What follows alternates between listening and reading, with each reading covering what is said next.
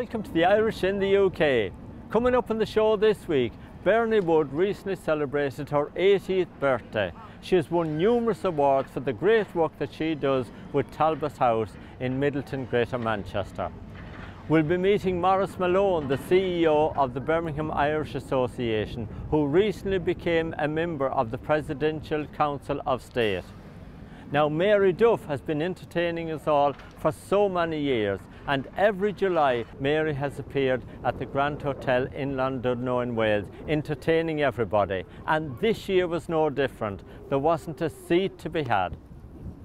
But first up, the Minister for the Diaspora and International Development, Mr. Ciaran Cannon, was here in the UK on a whistle-stop tour, and we caught up with him.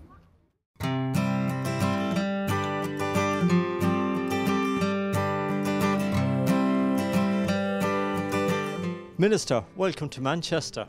Thank you very much indeed. Delighted to be here. The purpose of the visit is we are right in the middle now of developing a new policy in the Department of Foreign Affairs to be able to better support our Irish communities around the world. So for the last 6 months or so, I've been visiting those places in the world where the Irish congregate in really large numbers. Canada, US, Australia, New Zealand, and here now in the UK as well, to meet with, to talk to, and more importantly to listen to the members of that Irish community, those who have taken leadership roles in the Irish communities for so many years now, from them, to hear from them as to how we do this job well. We make an investment of about €12.8 million in Irish communities around the world every year.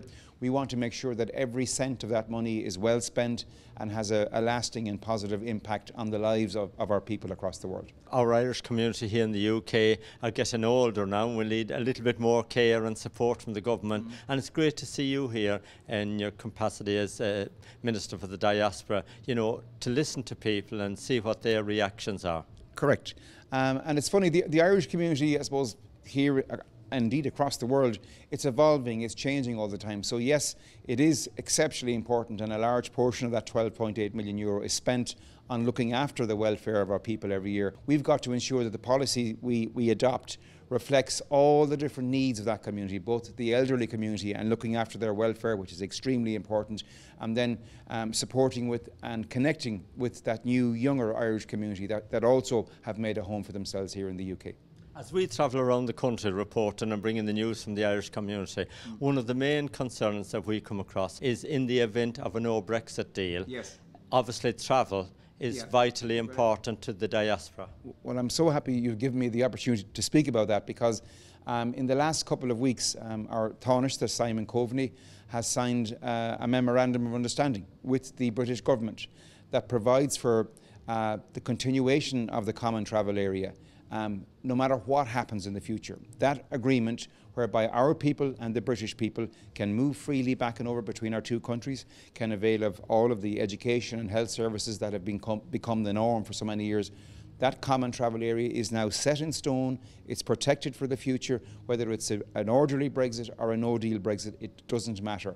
That special relationship that exists between our two countries and our two peoples is now protected in stone as a result of that new memorandum of understanding that was signed by Tánaiste Coveney. Well, that's really encouraging to hear that. And of course you've got a referendum coming up now and at the back end of the year. Yes. And of course the Irish diaspora again would like to be involved in the voting of a new presidential. Yeah. How do you think that's going to go, and where do you think that's going to lead us? Well, where it will lead us, I hope and I believe, is that we will feel we are a more connected Irish community around the world. What we're having is a referendum to extend the opportunity, the right to vote in our presidential elections to every one of our 3.5 million citizens who live outside the Republic of Ireland. So for us, it makes complete sense that all of those citizens, no matter where, if they live in Dublin or Dubai or Manchester or Milan, it doesn't matter, you're an Irish citizen and you should have the right to choose who is our first citizen. So we're having that referendum in the last week in October. And what I would say to your viewers is I would ask them that in the month of October they would send home the letters, the emails, pick up the phone and explain to their friends, their family, their contacts back home how important it is that we actually win this referendum.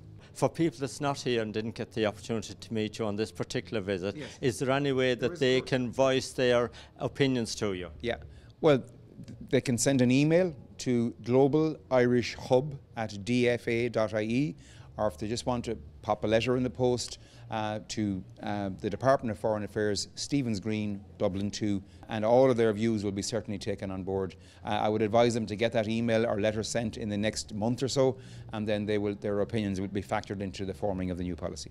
Minister, thank you so much for joining us today. Thank you very much indeed for the opportunity.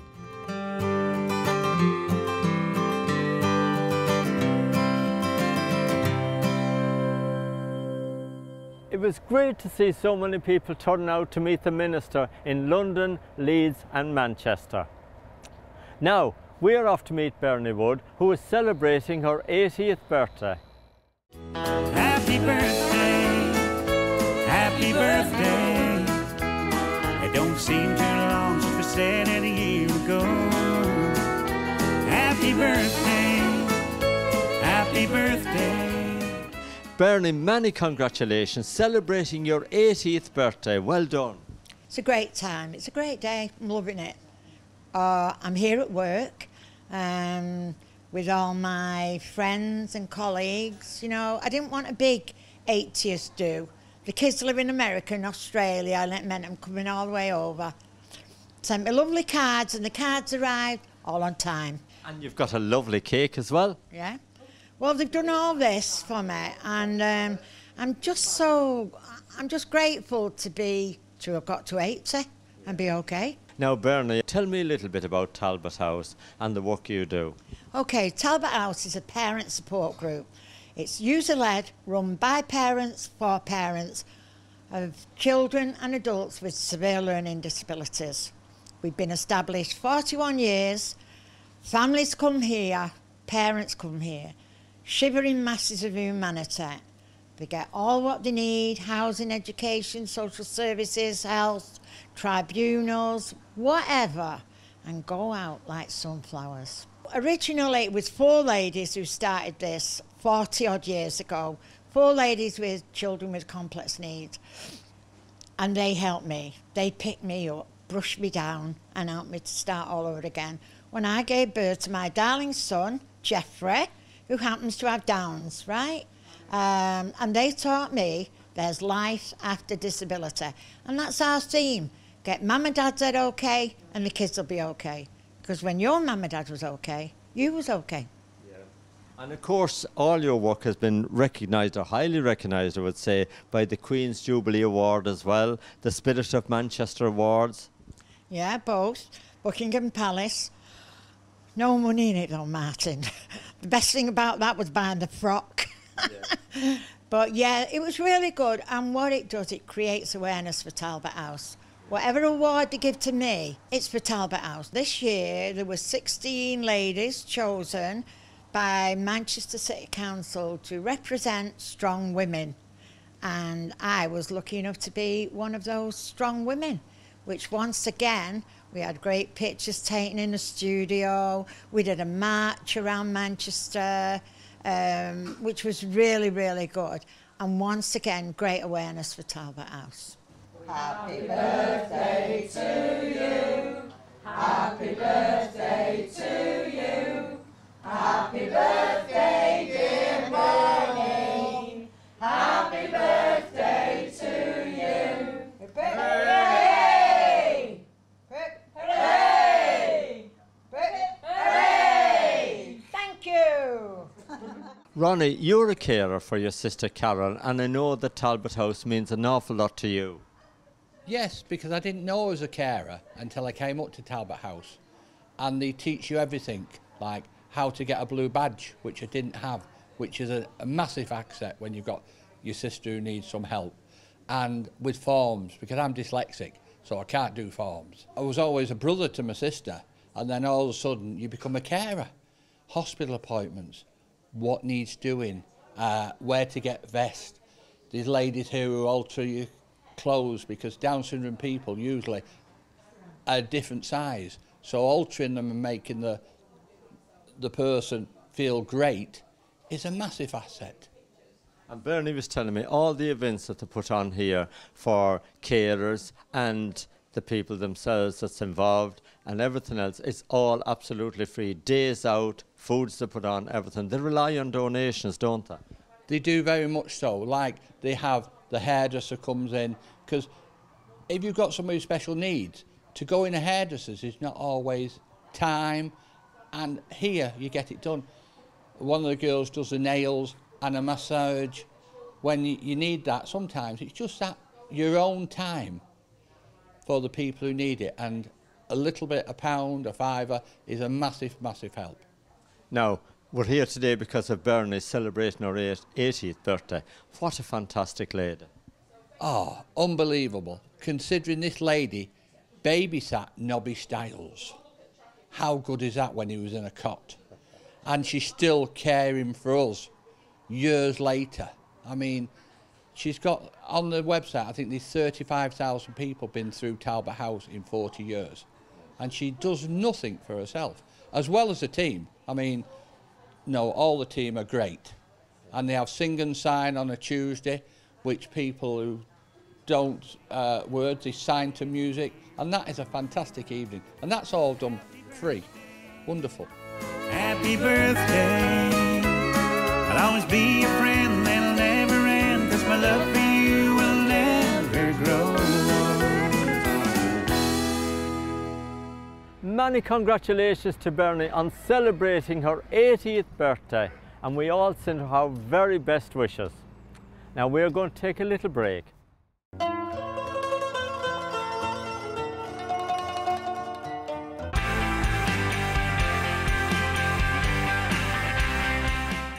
Welcome back.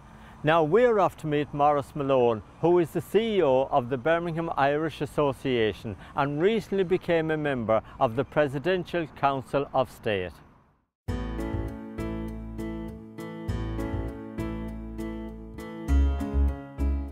Maurice, many congratulations on your new position, of course, as member of the Presidential Council of State.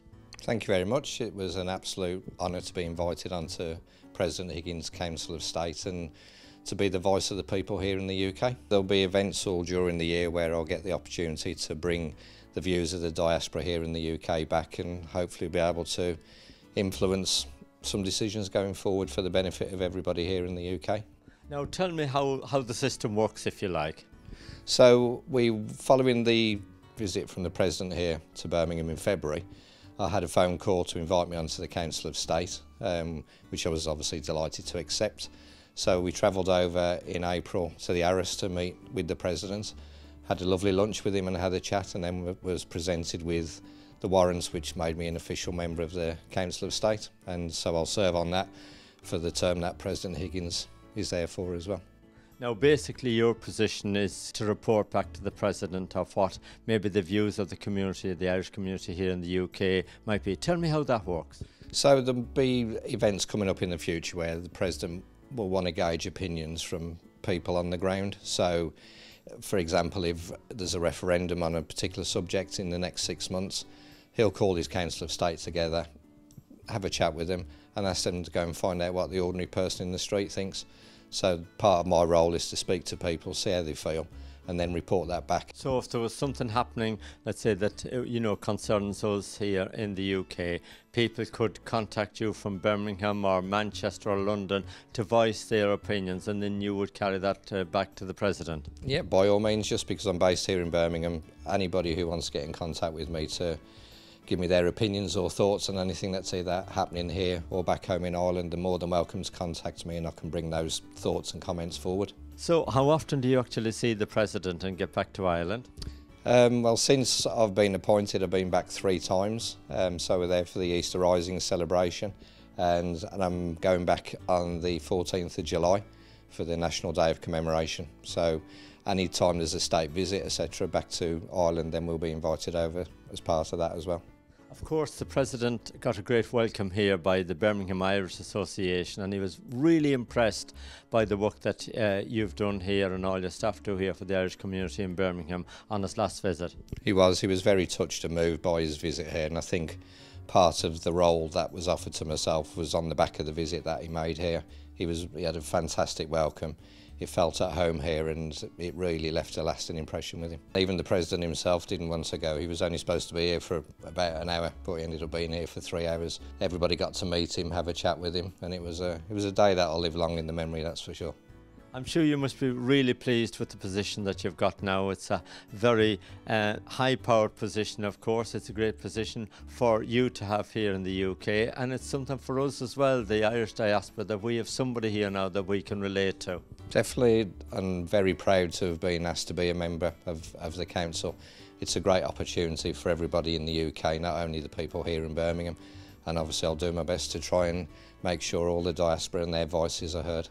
So if people would like to email you or contact you, Maurice, how can they do that with any opinions they may have in the future? Yep, they can email me, maurice@birminghamirish.org.uk, or they can telephone the office 0121 604 6111, and I'll get back to them as soon as I can.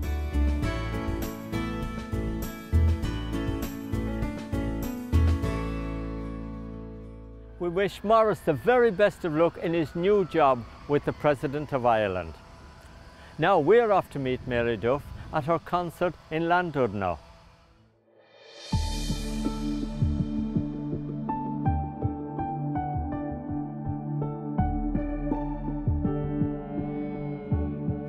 The water is wide, I cannot swim over, and neither have I wings to fly. Mary, tell me about your weekend here at the Grand Hotel. Well, this is our 17th year at the Grand Hotel, becoming every year, so many fans, it's become a regular haunt for us, and we know everybody comes here practically, same gang every year, with the addition of extra ones of course, and it's always nice to make new friends, but it's a lovely place to just meet up with people that we know and reacquaint with them and find out what they've been doing. And I mean, you couldn't get a nicer place than this. It's one of the nicest places I've ever been, to be honest, in all my travels. It's got everything. It's got the hotel. You look out the hotel, look out one window, you got the sea all around you. Look out the other window, you got the mountains and the Great Orme. And you look down the other side, in the middle, you have the shops. You know, you've got everything all in the one spot. And every year that we've been here, the sun has been shining. And of course, look at the last couple of nights, tonight, your last night, but the last couple of nights, it's been a sellout as well, and everybody's had a great time here. Good feedback. It's great, and we bring special guests with us, of course, every year as well. This year I have Ray Murtha with me. He's from County Meath at home. He works around the scene at home. And another guy who's been here every year is Adrian Goslin, better known as the Goose. And he's a real character in his own right. And then a couple of girls, Cece Cooper's here as well. Larissa, she's another singer from home. And, you know, people like to get up and sing and join in as well. And we encourage that because it's their weekend as well. And, you know, they let their hair down and they relax because they all know each other. So it makes it easier for them. And we always look forward to this place. And of course you've been busy back in the recording studio. Tell me about your new album. Yeah, I have a new album. It's only out very recently. It's very different to the last album. The last album I did was about 2 years ago. It was called Changing Lanes, and it was all original songs from some of the great country writers in Nashville mainly. Mr. Noble was one of the most successful songs. It was written by Garth Brooks and Kent Maxon, and that was probably one of the most popular songs of the album. Did a lovely video for that one as well, and it included my mother and my father played the part of Mr. Noble, which it's a very special video. It's the first time I've ever had the chance to have them in it, and the fact that my mother's no longer with me as well is extra special. But yeah, the album was all original songs, picked them all myself, and then this one now though is totally different. It's the opposite. It's all covers, you know, because I think it's nice people to pick up an album, which I like myself, pick up an album and you know every song, or even if you know a few songs, oh, I'll buy that because I like that song, I like that song. You instantly know the songs. And this album is like that. They're all classic country songs that they'll know every song on it. It's got the ideal name as well. It has. It's called Turn Back the Years, and I hate to say it, over 30 years in the business. It makes me sound ancient, doesn't it? But anyway, I have lots of great memories and I've done lots of things in that time, and Turn Back the Years is a very appropriate name, I think, because you're kind of reminiscing about all the different things you did, and the songs have a different meaning as well. I can remember from a song like Linda Ronstadt, I remember learning that at home in my mother and father's house, and you know, different memories come back with different songs. I'm sure everyone is the same. Now, of course, you're here on your UK tour and you're up in Scotland. You've got lots of stuff though coming up during the autumn and the winter time. That's right. This particular tour is a 3-week tour on my own. I've just recently finished with Daniel. We were in Canada, and previous to that we were in Australia. So this has been a very busy year, getting around to different places, and it's always great to go to different places. And you know, people, no matter where you go, they want to be entertained. And of course you've got lots of work coming up with Daniel as well. I do indeed, yeah. I'll be joining him in August for our Irish tour, and a couple of weeks ago we recorded a special with him called Upri Daniel on to Irish television, and that'll be going out I think in October time, out on the air. And I was on one show, Crystal Gale was on the next one.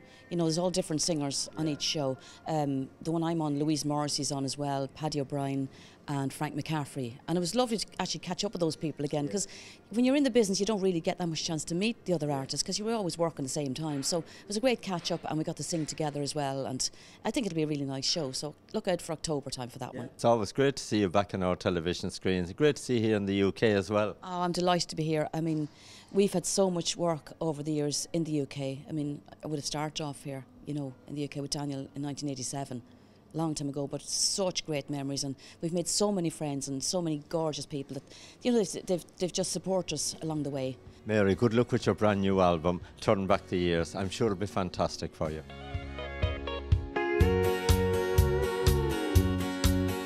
There's a million things that we could do this evening, with all the nightlife and the silver screen.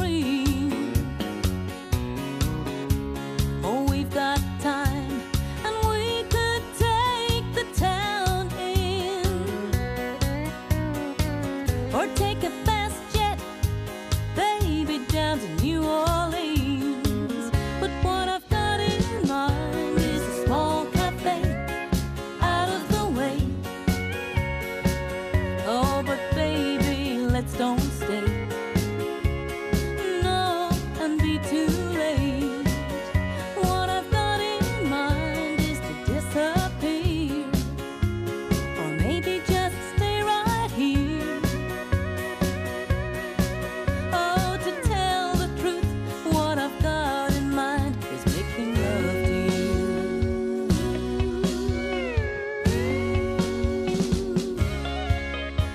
Well, I confess, and you can find me guilty. I'm a selfish lover, I can't deny. But I love you, and I don't want to share you with any night lights, or darling, any other's eyes. But what I've got in mind is a small cafe out of the way.